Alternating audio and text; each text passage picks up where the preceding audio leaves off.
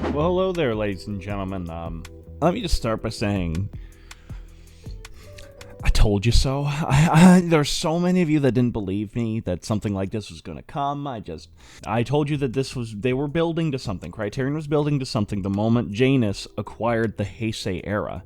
The first 4 films in the Heisei Era are on the Criterion channel. They are still there. I just looked. The versions of the films that they have are basically the Blu-ray releases from Toho, which I will defend tooth and claw. I think, with the exception of them being a little flat here and there, are vastly superior restorations and vastly superior presentations than what we got with the Showa era. So then they announce this, a 4K UHD restoration and presentation of Godzilla vs. Biollante, and what I'll say to that is, Merry Christmas to us.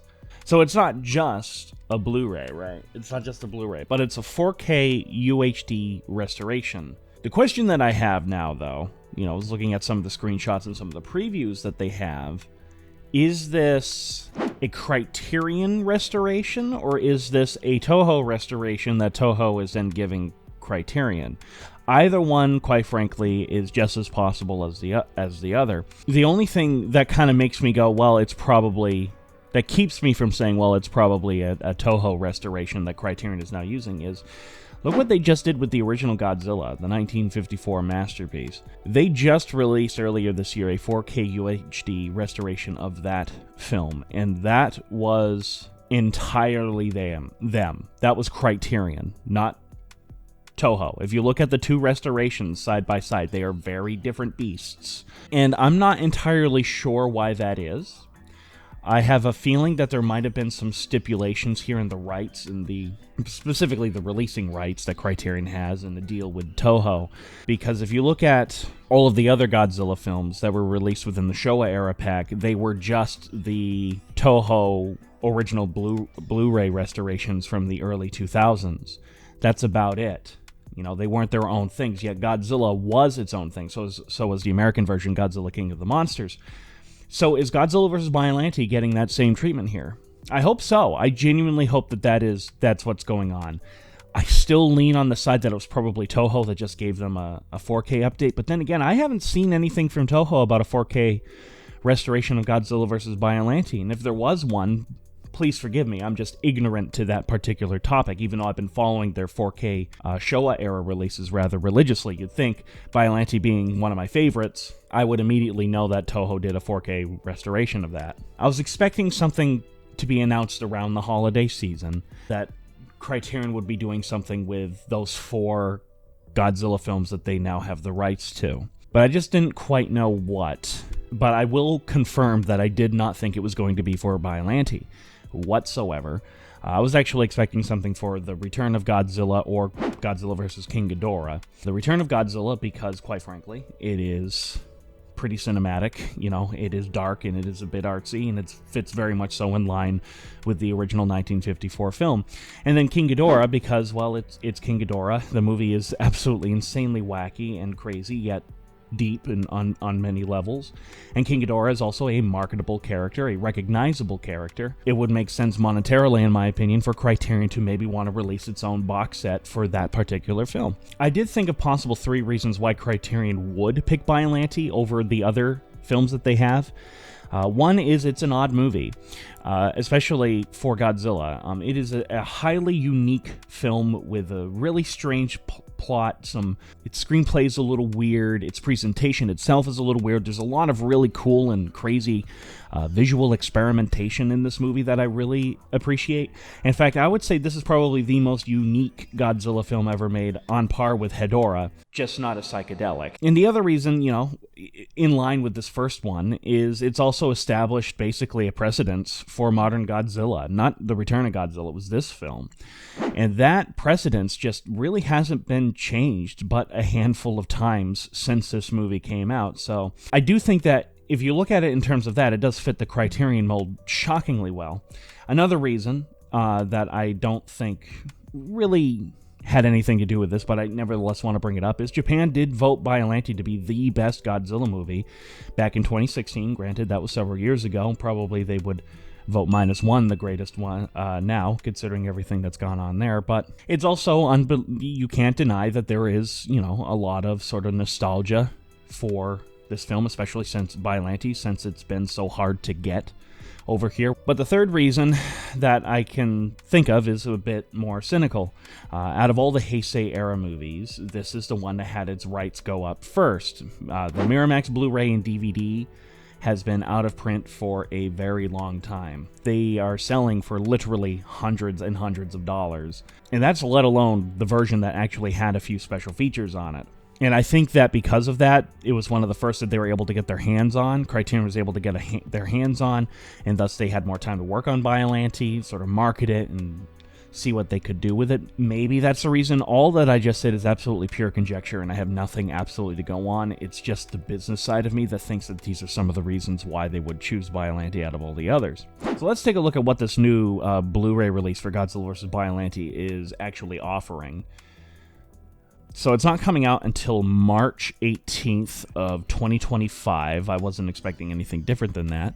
But let's take a look. So we have Godzilla vs. Biollante. Diving into delirious realms of imagination, this second film of the Godzilla franchise's 1980s resurgence showcased the towering beast for a new generation of fans.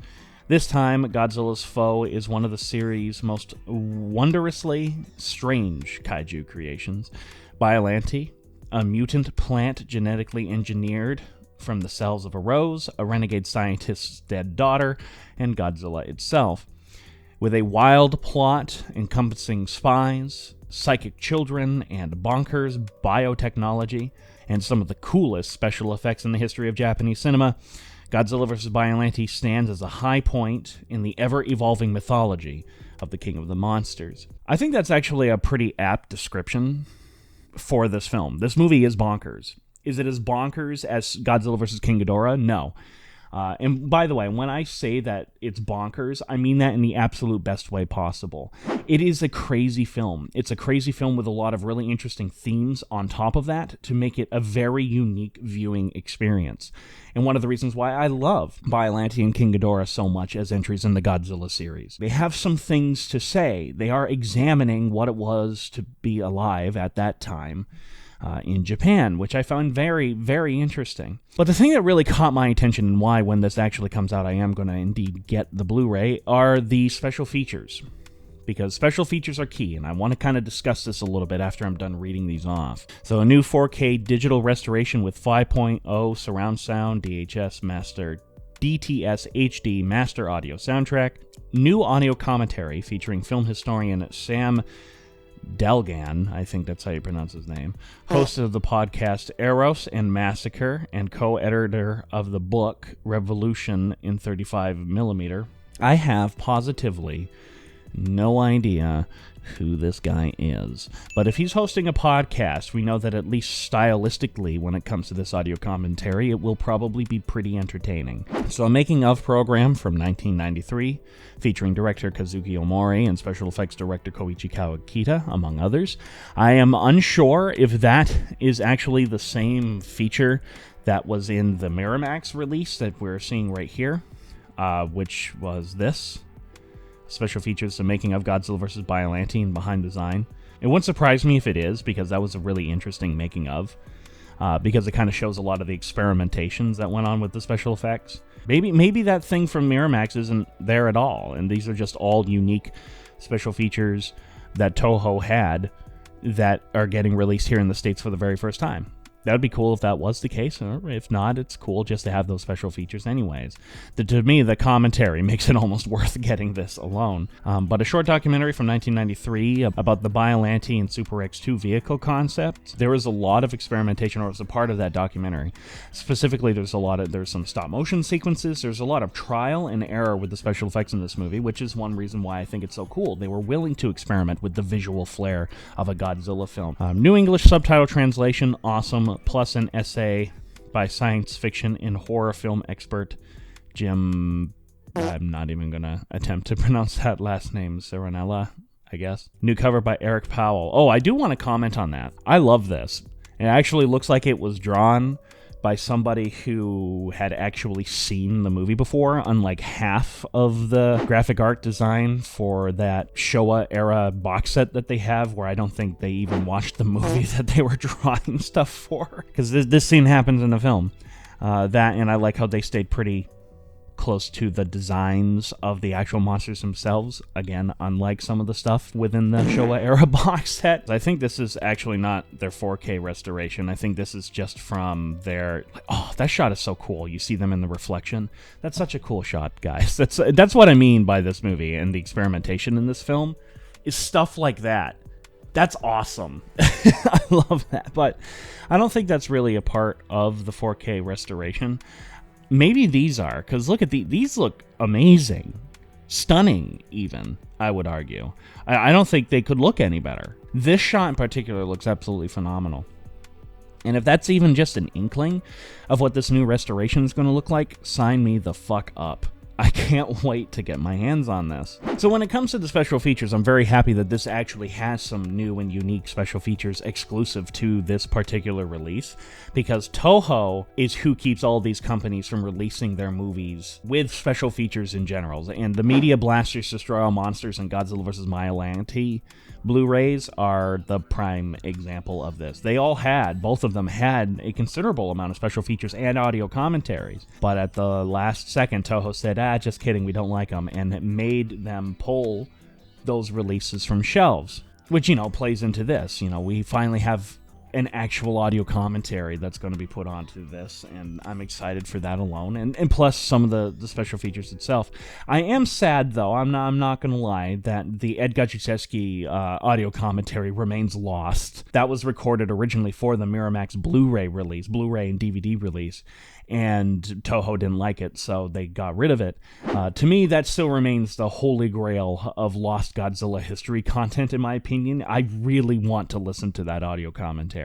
So yeah, the other special features, in the very least, I'm going to have an entertaining time watching, because they might help shed light on some of the history of this era of Godzilla, because there's not much of it. Because most of the historians who have specialized in Godzilla or this era focus almost exclusively on the Showa era. Most of those said historians have an open disdain for the Heisei era in general, for some weird reason. I've never understood why. And I want to learn more about the Heisei era, because it is my favorite era of Godzilla. Lord knows I've dedicated many of my Godzilla podcasts and vlogs to examining elements of the Heisei era, both on and off screen. It's because I love it so much. I would love to learn more about the making of these movies and who these filmmakers were that were putting these films together. I want to learn more, particularly with Biollante, since that was really the first one where 100% entirely new guard and new generation of filmmakers stepped in and said, no, we're making Godzilla now. And that's one reason why it's such a unique and interesting viewing experience, especially if you're a fan. I hope they don't digitally remove the film grain. These movies, I think, benefit from having film grain, a bit of grittiness to sort of help the visual flair. I've always thought that's always worked. And what can I say other than that? I am utterly stoked to get this in my hands. So I hope you are too. Well, ladies and gentlemen, by the time this is up, it'll be just before Christmas, so I wish you all a very Merry Christmas, Happy Holidays, and also a Happy New Year, and we'll see you in 2025. Peace out, guys. Sayonara. If you like this video, make sure to hit the subscribe button and see what other Godzilla content that we have in store for you. There is literally years and years and years of content on this channel, just talking about everyone's favorite man in a rubber lizard suit destroying miniature cities. So see you there. Check it out.